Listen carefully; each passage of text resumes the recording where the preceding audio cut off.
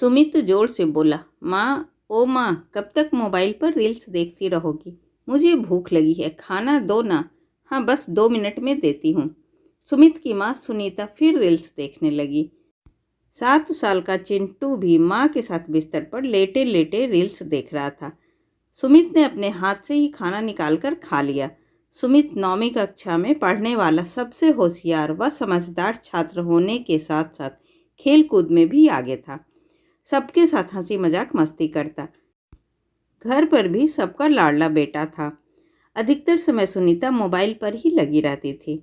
School से आने के बाद कई बार चिंटू और सुमित स्कूल की बातें माँ को बताते, किंतु सुनीता उनकी ओर ध्यान नहीं देती। वह मोबाइल ही चलाती रहती। सुमित चिंटू क्या बोलना चाहते हैं, सुनीता को इससे कोई मतलब नहीं रहता। खाना बनाते समय भी उसकी एक उंगली मोबाइल पर रील्स ही स्वाइप करती रहती और आंखें मोबाइल में ही टिकी रहती। रील्स देख देख कर अब सुनीता ने भी रील्स बनाना शुरू कर दिया। धीरे धीरे वह घर के काम काज छोड़ अब रील्स बनाने में ज़्यादा व्यस्त रहने लगी। सुमित सोशल साइट का ज़्यादा शौकीन नहीं था। हाँ, पर कभी कभी मोबाइल स्वैप कर देख लेता था। थोड़ी देर बाद वापस अपने खेल या पढ़ाई में लग जाता। एक दिन ऐसे ही मोबाइल स्वैप करते करते उसकी माँ का वीडियो दिख गया। सुमित हंसते हुए बोला, माँ, अब तुम भी वीडियो बनाने लगी हो? माँ मुस्कुराते हुए बोली, हाँ, कैसी लगी? सुमित बोला, माँ, सब समय बर्बाद करने वाली चीज़ है। तुम इतनी अच्छी सिलाई करती हो, वह करो, उसमें तुमको पैसा भी अच्छा मिलता है। माँ तुरंत बोली, हाँ सुमित, पर पैसे तो इसमें भी मिलते हैं। पर माँ, आप ऐसे कुछ भी तरीके से वीडियो बनाने से अच्छा है कि सिलाई सिखाने की रील्स बनाओ, कुछ लोग सीखेंगे भी। माँ बोली, अरे बेटा, उसमें इतना नाम और पैसा नहीं है, वह कुछ लोग ही देखते हैं, लेकिन जो मैंने रील्स बनाई है उसे अधिकतर लोग देख रहे हैं। सुमित चुप रह गया। दूसरे कमरे में जाकर पढ़ाई करने बैठ गया। सुनीता अधिकतर समय बंद कमरे में रील्स बनाती रहती और चिंटू बाहर कहीं भी खेलता घूमता रहता। सुमित शाम में स्कूल से आ रहा था, तभी रास्ते में चिंटू दोस्तों के साथ धूल मिट्टी में खेलता दिख गया। सुमित ने उसे डांटा और हाथ पकड़कर घर ले आया, किंतु घर का दरवाज़ा अंदर से बंद था। सुमित ने कई बार आवाज़ लगाई, माँ, माँ, दरवाज़ा खोलो। माँ दरवाज़ा खोलते हुए गुस्से में बोली, क्यों चिल्ला रहा है? पता है ना मैं रील्स बना रही हूँ। उसने चिंटू को देखा भी नहीं। सुमित छोटा सा मुंह बनाए अपने कमरे में स्कूल की यूनिफॉर्म बदलने लगा, साथ ही चिंटू के कपड़े भी बदले। चिंटू बोला, भैया भूख लगी है। हाँ चिंटू, मुझे भी, पर माँ तो रील्स बना रही है, अभी बोलेंगे तो डांट लगाएगी। सुमित ने किचन प्लेटफॉर्म पर रखे डब्बों को खोलकर देखा तो एक डब्बे में मूंगफली के दाने रखे थे। उसने एक मुट्ठी दाने चिंटू को दिए और एक मुट्ठी दाने खुद ले लिए और खाते हुए टीवी देखने बैठ गया। कुछ दिनों तक ऐसा ही चलता रहा। सुमित भी अपनी पढ़ाई में व्यस्त हो गया।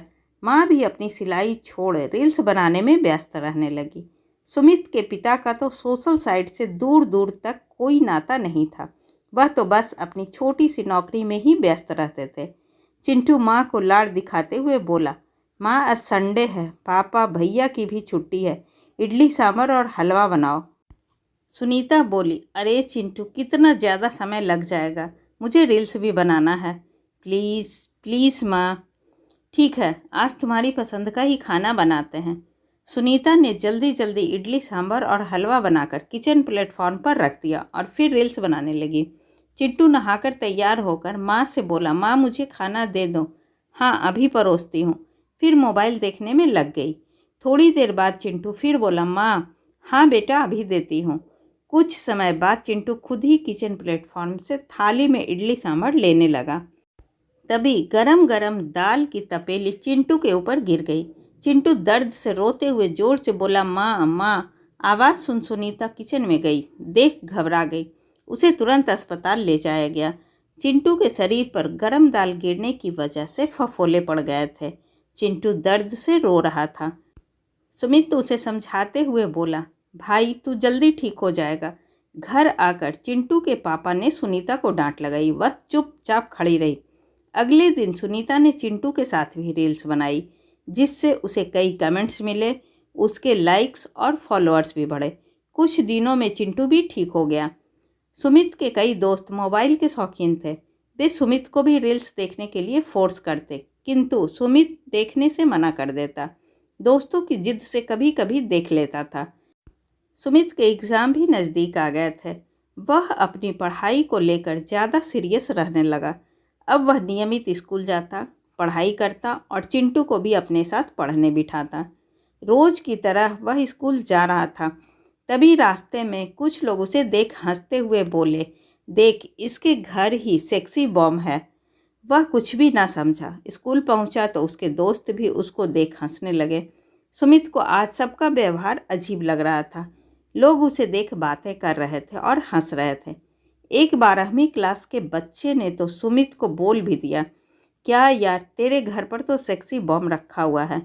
वाह क्या सेक्सी डांस किया है तेरी माँ ने, अंग अंग दिखा दिया, बोलकर हंसने लगा। यह सुन सुमित को बहुत गुस्सा आ गया। वह उस लड़के से लड़ गया। टीचर्स ने दोनों को अलग किया और लड़ाई खत्म कराई, किंतु सुमित छोटा होने के कारण ज़्यादा घायल हो गया। सुमित का दोस्त बोला, देख भाई तेरी मम्मी को ऐसी रील्स नहीं बनानी चाहिए थी। सब लोग गंदी गंदी बातें कर रहे हैं। यह सुनकर भी सुमित कुछ न समझा। जब उसके दोस्त ने रील्स दिखाई तो उसकी शर्म से नज़रें झुक गई। वह जल्दी जल्दी घर गया। दरवाज़ा ठोकते हुए ज़ोर ज़ोर से आवाज़ लगाई, माँ माँ कहाँ हो। सुनीता ने दरवाज़ा खोला और हंसते हुए बोली, देख कितने लाइक्स फॉलोअर्स हो गए मेरे रील्स पर। सुमित गुस्से में बोला, माँ इतनी गंदी रील्स बनाते हुए शर्म नहीं आई तुम्हें? क्यों, क्या हुआ? ऐसा क्यों बोल रहा है? सब लोग कैसी कैसी गंदी बातें कर रहे हैं। मुझे क्या करना किसी से? माँ तुमको कुछ नहीं करना, पर लड़के मुझे भी गंदी गंदी बातें बोल रहे हैं। माँ बेटे में बहुत बहस हुई, किंतु सुनीता लाइक्स, कमेंट्स और फॉलोअर्स में इतनी डूब गई थी कि उसको सुमित की बातें बेफिजूल ही लग रही थी। सुमित रोते रोते बोले जा रहा था, माँ तुम कितनी बदल गई हो, पहले कितनी अच्छी थी, अब कैसी हो गई हो। रोते रोते सुमित ने खुद को कमरे में बंद कर लिया। वह कमरे के एक कोने में बैठे बैठे रोए जा रहा था। सुमित के दिलो दिमाग में लोगों के कहे गलत शब्द गूंज रहे थे। कल स्कूल जाऊंगा, फिर वही गंदे शब्द लोग बोलेंगे और हंसेंगे। रोते हुए पंखे की ओर देखते हुए बोला, मैं माँ के लिए गंदे शब्द नहीं सुन सकता। पंखे के नीचे बिछा पलंग के ऊपर स्टूल रख वह चादर डाल ही रहा था कि खिड़की से उसके पापा ने देख लिया। सुमित के पापा ने कमरे को जोर से धक्का दिया और सुमित को गोद में उठा लिया। आवाज़ सुन सुनीता तुरंत बाहर आई। सुमित के पापा गुस्से में चिल्लाकर बोले, सुनीता तुम्हारा ध्यान कहाँ रहता है? आज मैं न देखता तो बेटा फांसी लगा लेता।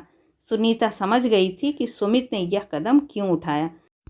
सुनीता सुमित को गले लगा लेती है और रो रो कर माफ़ी मांगती, बेटा अब नहीं बनाऊंगी, मैं तुझे खोना नहीं चाहती। ऐसी ही अच्छी, मज़ेदार और ज्ञानवर्धक कहानी सुनने के लिए प्लीज़ आप मेरे चैनल को सब्सक्राइब ज़रूर करें। तब तक के लिए बाय बाय।